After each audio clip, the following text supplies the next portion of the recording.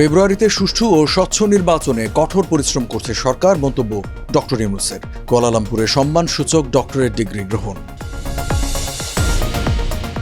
নির্বাচন নিয়ে নাসির উদ্দিনের বক্তব্যে স্বৈরাচারের পদধ্বনি, মন্তব্য ডাক্তার জাহিদের। কেউ বললে নির্বাচন বন্ধ হয় কিনা, প্রশ্ন অর্থ উপদেষ্টার। বাংলাদেশের মানবাধিকার পরিস্থিতি নিয়ে উদ্বেগ কাটেনি বলছে মার্কিন পররাষ্ট্র দপ্তর। বিগত সরকারের কর্মকাণ্ডে সমালোচনা। জাতীয় পার্টিতে চেয়ারম্যান জিএম কাদেরের কার্যক্রমে বাধা উঠল, আনিসুল ইসলামের মামলা প্রত্যাহার। এবং সেপ্টেম্বরে নিউ ইয়র্কে হতে পারে ট্রাম্প মোদি বৈঠক। বাণিজ্য জটিলতা ও শুল্ক ইস্যুতে সমাধানে পৌঁছানো লক্ষ্য। আমন্ত্রণ টিভিএস নিউজ অব দ্য ডেতে, সাথে আছে আমি রঞ্জু ইফতেখার। এতক্ষণ দেখছিলেন সংবাদ শিরোনাম, এবারে জানাবো বিস্তারিত। প্রধান উপদেষ্টা অধ্যাপক ডক্টর মোহাম্মদ ইউনূস বলেছেন, আমরা 2026 সালের ফেব্রুয়ারিতে একটি অবাধ, সুষ্ঠু ও স্বচ্ছ নির্বাচন আয়োজনের জন্য কঠোর পরিশ্রম করছি, যেন জনগণের হাতে ক্ষমতা হস্তান্তর করা যায়। তিনি বলেন, আমরা গণতন্ত্রকে শক্তিশালী করতে এবং ক্ষমতার প্রকৃত মালিক জনগণের হাতে ক্ষমতা ফিরিয়ে দিতে প্রতিশ্রুতিবদ্ধ। 13 আগস্ট বুধবার কুয়ালালামপুরে মালয়েশিয়া ন্যাশনাল বিশ্ববিদ্যালয় UKM থেকে সম্মানসূচক ডক্টরেট ডিগ্রি গ্রহণ করে দেওয়া বক্তব্যে এই কথা বলেন তিনি। কুয়ালালামপুরে UKM বিশ্ববিদ্যালয় অডিটোরিয়ামে এক আনন্দমুখর পরিবেশে বিশ্ববিদ্যালয়ের chancellor Tunku Muhriz Ibni Almarhum Tunku মুনাওয়িরির কাছ থেকে সম্মানসূচক ডক্টরেট ডিগ্রির সনদ গ্রহণ করেন প্রফেসর ইউনূস। সামাজিক ব্যবসা প্রসারে অন্যান্য অবদানের স্বীকৃতি স্বরূপ তাকে এই সম্মাননা প্রদান করা হয়। আগামী ফেব্রুয়ারিতে ত্রয়োদশ জাতীয় সংসদ নির্বাচন হবে না বলে জাতীয় নাগরিক পার্টি NCP নেতা নাসির উদ্দিন পাটোয়ারি যে বক্তব্য দিয়েছেন, তাতে স্বৈরাচারের পদধ্বনি শুনতে পাওয়ার কথা বলেছেন বিএনপির স্থায়ী কমিটির সদস্য AZM জাহিদ হোসেন। 13 আগস্ট বুধবার শেরেবাংলা নগরে বিএনপির প্রতিষ্ঠাতা জিয়াউর রহমানের কবরে শ্রদ্ধা জানানোর পর সাংবাদিকদের প্রশ্নের জবাবে তিনি বলেন, আজকে আমরা অনেক কথা শুনতে পাই। কেউ কেউ বলেন, হুমকি দেন যে আগামী নির্বাচন হতে দেবেন না। এদিন এক অনুষ্ঠানে অর্থ উপদেষ্টা ডক্টর সালেহউদ্দিন আহমেদ বলেছেন, কোনো ব্যক্তি বা দলের কথায় নির্বাচন বন্ধ হবে না। উপদেষ্টা বলেন, আগামী জাতীয় নির্বাচন সুষ্ঠু ও সুন্দর করার লক্ষ্যে অর্থ মন্ত্রণালয় সব ধরনের সহায়তা করছে।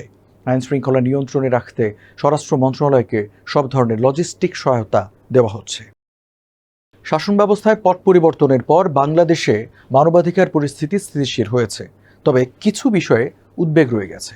দেশের 2024 সালের পরিস্থিতি নিয়ে যুক্তরাষ্ট্রের পররাষ্ট্র দপ্তরের মানবাধিকার বিষয়ক বার্ষিক প্রতিবেদনে এই তথ্য উল্লেখ করা হয়েছে। 12 আগস্ট মঙ্গলবার মার্কিন পররাষ্ট্র দপ্তরের ওয়েবসাইটে এই প্রতিবেদন প্রকাশ করা হয়।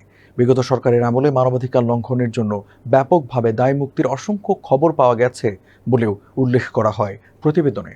এর জেরে মানবাধিকার লঙ্ঘনকারী কর্মকর্তা বা আইন শৃঙ্খলা রক্ষাকারী বাহিনীর সদস্যদের শনাক্ত করা ও শাস্তি দেওয়ার ক্ষেত্রে খুব কমই বিশ্বাসযোগ্য পদক্ষেপ নিতে দেখা গেছে। সরকার পতনের পর বর্তমান অন্তর্বর্তী সরকার মানবাধিকার লঙ্ঘনের ঘটনায় আগের সরকারের অনেক সদস্যকে গ্রেপ্তার করেছে। জাতীয় পার্টির চেয়ারম্যান জিএম কাদেরের সাংগঠনিক কার্যক্রমে অস্থায়ী নিষেধাজ্ঞা প্রত্যাহার করেছে আদালত। দলের সাবেক সিনিয়র কো চেয়ারম্যান আনিসুল ইসলাম মাহমুদ সহ কয়েকজন নেতার নেতৃত্বে ঐক্য সম্মেলনের পর জিএম কাদেরের কার্যক্রমে নিষেধাজ্ঞা প্রত্যাহারের আদেশ এলো। আনিসুল ইসলাম মাহমুদ মামলা প্রত্যাহার করায় 12 আগস্ট মঙ্গলবার ঢাকার 6ষ্ঠ অতিরিক্ত জেলা জজ রুবায়েত ফেরদৌস এই আদেশ দেন, যার ফলে জিএম কাদেরের দলীয় কার্যক্রমে অংশ নিতে আর বাধা নেই বলে জানিয়েছেন তার আইনজীবী। 13 আগস্ট বুধবার জিএম কাদেরের আইনজীবী মনোয়ার হোসেন আলম এই তথ্য দিয়ে বলেছেন, মামলার বাদী আনিসুল ইসলাম মাহমুদ 2 আগস্ট মামলাটি প্রত্যাহার করে নেবার আবেদন করেন। পরে 11 আগস্ট মামলাটি ঢাকার প্রথম যুগ্ম জেলা জজ আদালত থেকে 6ষ্ঠ যুগ্ম জেলা জজ আদালতে বদলি হয়।